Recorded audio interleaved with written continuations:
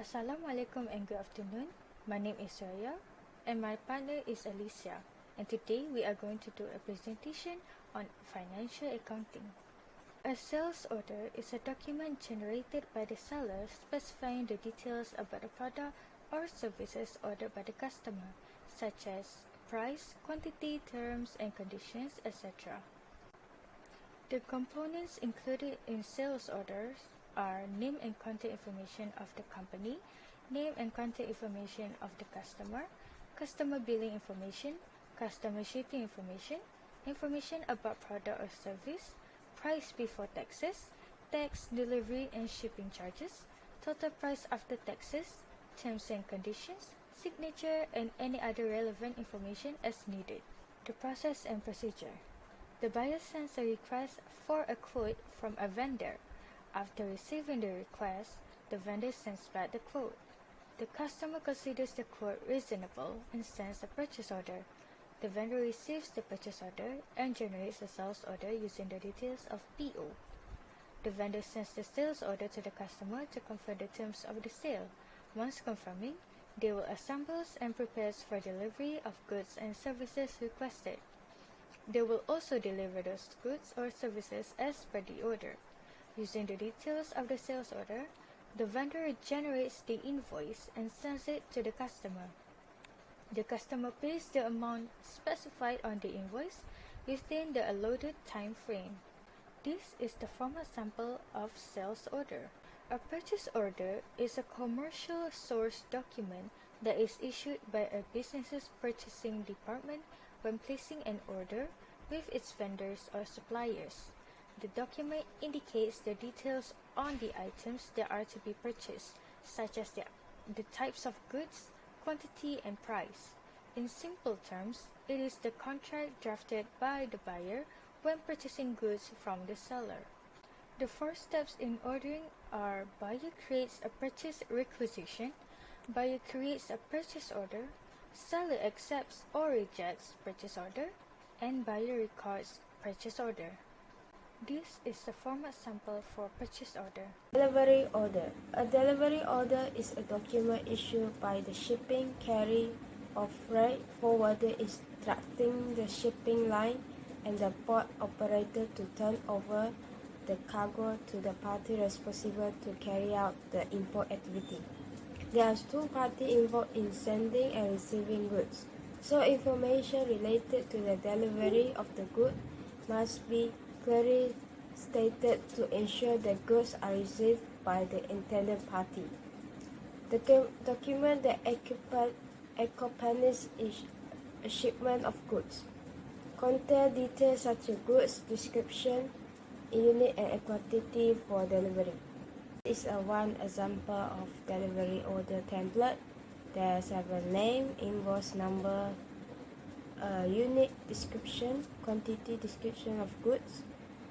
Purchase invoice. A purchase invoice in accounting term is an account payable. A purchase invoice is a document provided by a supplier. It includes detail of the goods or service, purchase date, amount, purchase order number, invoice number, and payment terms. The invoice should be the contact names of 2 parties and their address. This is one example for purchase invoice template. Sale invoice. A sale invoice is an accounting term, is an account receivable. Account receivable represents all the payment that are due to your business that haven't been paid yet by customer.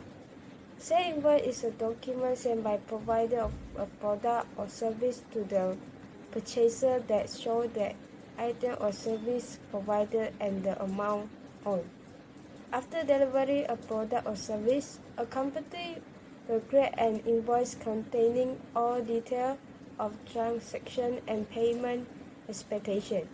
The invoice should be the contact number, contact names of the 2 parties, and their address. Example for sale invoice template.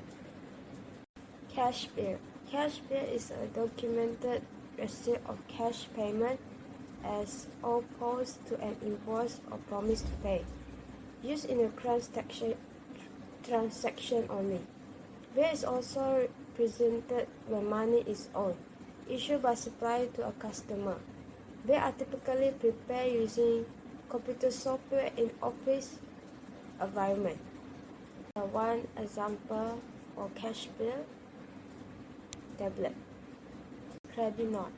If a seller sells goods to a buyer and account and the buyer returns some of the goods to the seller, then the seller will issue a credit note.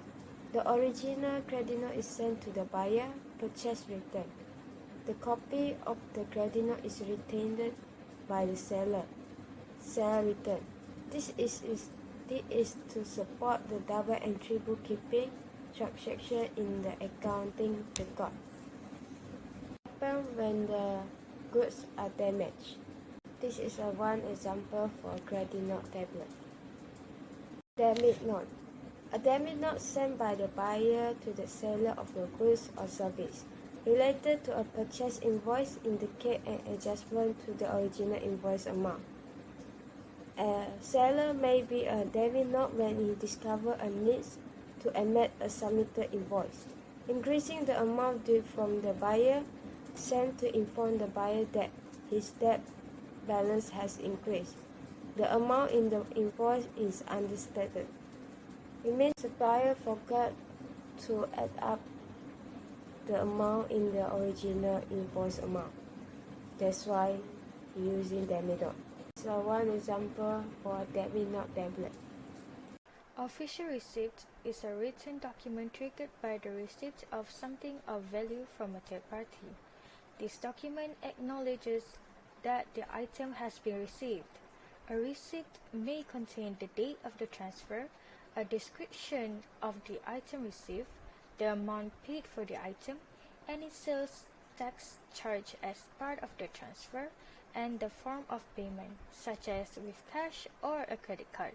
There are reasons for issuing a receipt, such as to document the transfer of ownership to the buyer as a control, so that the buyer has proof of the amount paid, to form the basis for an accounting entry to record the underlying transaction, to document ownership for insurance purposes, as proof of delivery from the supplier in case goods are returned under warranty, to provide evidence that a sales tax was paid as part of the transaction so that the buyer is not liable to pay a use tax. This is an example of an official receipt. Payment voucher is a way to record payments made to suppliers and maintain a history of payments that a business has made. Companies use vouchers to gather and file supporting documents that are required to approve and track payments of liabilities. Vouchers are used by accounts payable, invoicing, and payroll. The components of payment vouchers include supply invoice, the vendor or supplier's details, such as name, address, email. Terms of payment such as amount owed, due date, discounts. Purchase order with amount owed and due date. Shipping receipt showing goods have been received by the company. General ledger accounts. Signatures from authorized representatives of the company for purchase or payment. Proof of payment and date of payment of invoice. This is an example of a payment voucher. A memo is a transaction that contains no postings to the general ledger. This entry is used for stock splits where the number of shares outstanding changes.